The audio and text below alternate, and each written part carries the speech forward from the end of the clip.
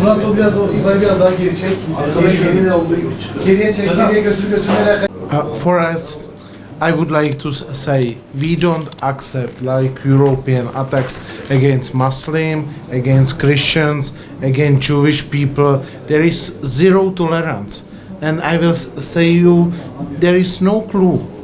We are really open society, full democratics, and if somebody make attacks against Muslims, there are attacks against us, against our part of culture, and we will never ever accept it.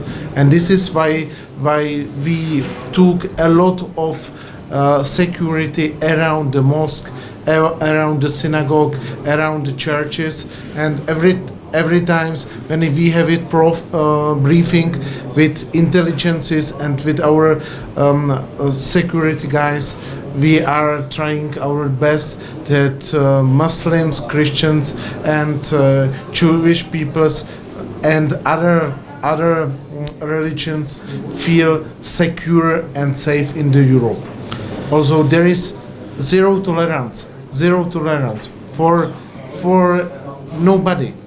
And this is what I am saying. I am Christian, I am Catholic, but I will never ever respect nobody who will do any attacks against Muslim. Look, we did a lot of things fighting against Islamophobia, and this is really a lot of seminars, a lot of resolution, and a lot of work in member states. What we did for that, because we will not never accept it. All people who are European citizens must be safe in our countries, and this is our politics: zero tolerance for nobody who wants to be terrorist. And this is what I repeated here in India, in other countries, especially in Pakistan. In Pakistan is a Christian minority, and I told it many times to the diplomats: take care about these people, because there is zero tolerance for some stupid extremists to try to really damage the culture or somebody religion. And in Egypt, the same situation with Copts.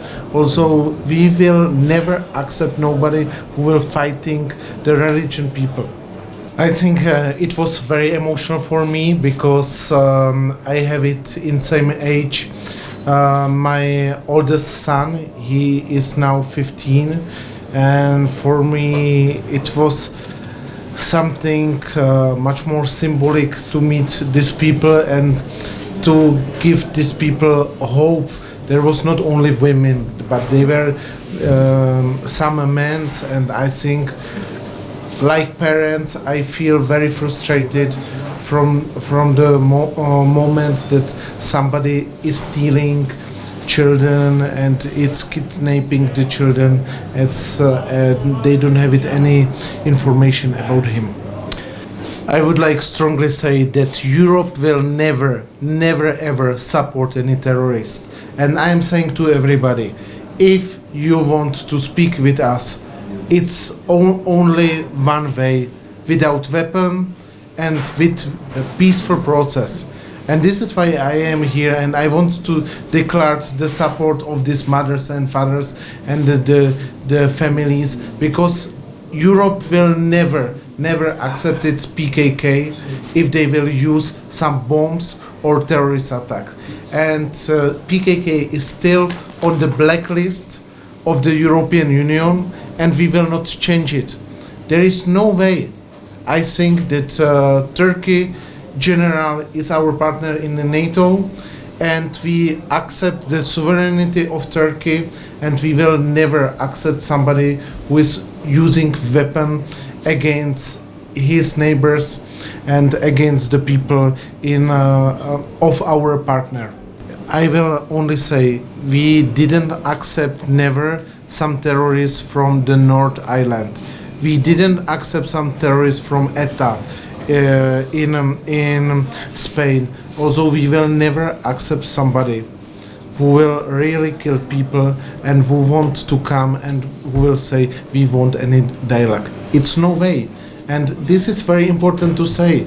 If you are Kurds, you have to fight with political power. This is the democracy. Look, I am in many issues negotiator of biggest party in European Parliament, EPP, European People's Party. And I am trying really solving the problem. And this is what I want to see here, why I want to meet the people, why I ask to speak with these Agbakar mothers, and this is why I came here to really observe the situation. I cannot criticize Turkey or Kurdish people. I can really find peaceful solution, and I will inform all my colleagues about the situation here, and I will really support it. More visit from the European Parliament here to observe the situation and to talk with journalists, to talk with the people and see the situation, how is real, how is the reality of this Kurdish Turkish problem. Because look, people are very much naive. They are living in some social bubble. And it's very easy to influence these people with some fake news. And I think that it's problem of many MEPs that they trust to fake news.